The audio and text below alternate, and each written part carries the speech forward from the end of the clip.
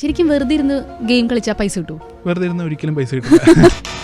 Content creators ഇതുപോലുള്ള promotion വീഡിയോകൾ ചെയ്യുമ്പോൾ അവർ ശരിക്കും ഈ ഗെയിം കളിക്കാറുണ്ടോ, അതോ അവർ ജസ്റ്റ് ഒരു ഏജന്റ് ആണോ? ഈ പറയുന്ന ഇൻഫ്ലുവൻസേഴ്സ് പലരും ഏജൻസ് ആണ്. ഏജൻസ് എന്ന് പറയുന്നത് ഈ കമ്പനികൾ തന്നെ ഇവരെ അങ്ങനെ നിയമിച്ചിരിക്കുകയാണ്. ഇവർക്ക് ഡെയിലി സാലറി ഉണ്ട്.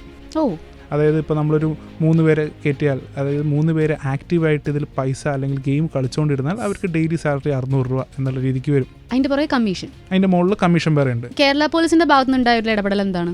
കേന്ദ്രത്തിൽ നിന്നൊരു അഡ്വൈസറി ഉണ്ട്, ministry of information and broadcasting ഇറക്കിയതാണ്. അത് അതായത് ഗാംബ്ലിങ്ങിൻ്റെ പ്രൊമോഷനുകൾ അല്ലെങ്കിൽ ഗാംബ്ലിംഗ് ആപ്പിൻ്റെ പ്രൊമോഷണൽ, ബെറ്റിംഗ് ആപ്പിൻ്റെ പ്രൊമോഷണൽ ഒന്നും ചെയ്യരുത് എന്ന് പറഞ്ഞിട്ട്.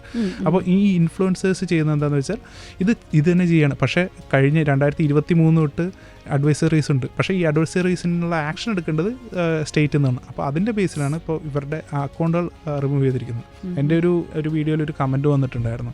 അതായത് ഇതേപോലത്തെ ഒരു ഗാംബ്ലിംഗ് ആപ്പിൽ കൊണ്ടുപോയിട്ട് 1.2 CR ആണ് പുള്ളി കളഞ്ഞത്. പുള്ളിയുടെ ലൈഫ് സേവിങ്സ് ആണ്. മനസ്സിലായി. ഓൾസോ അവർക്ക് ഇതിന് തിരിച്ചു പോരാൻ പറ്റാത്തൊരു സിറ്റുവേഷൻ ഉണ്ടോ? ഉണ്ട്. ഇതിലെന്താണെന്ന് വെച്ച് കഴിഞ്ഞാൽ ഇഷ്ടംപോലെ ആൾക്കാർ അഡിക്റ്റ് ആയിട്ട് കിടക്കുന്നുണ്ട്.